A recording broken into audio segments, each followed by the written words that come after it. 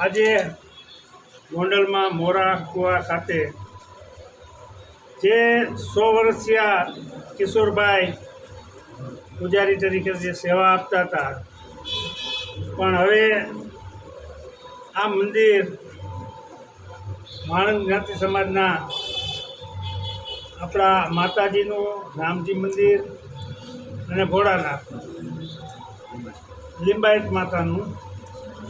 તો આજે કિશોરભાઈના દીકરાએ જેવો ડૉક્ટર છે તેમને કીધું કે ભાઈ હવે હું ડૉક્ટરમાંથી ફ્રી થતો નથી,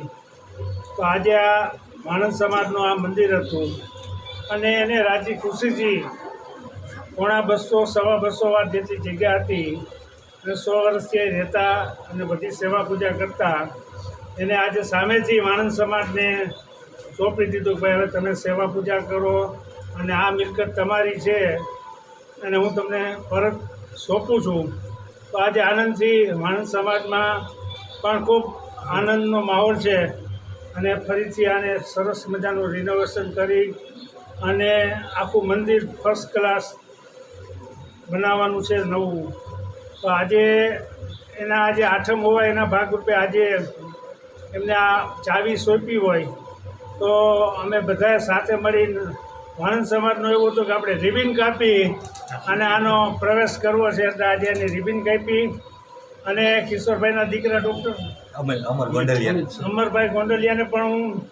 ખૂબ ખૂબ અભિનંદન આપું છું કે એને સામે ચાલી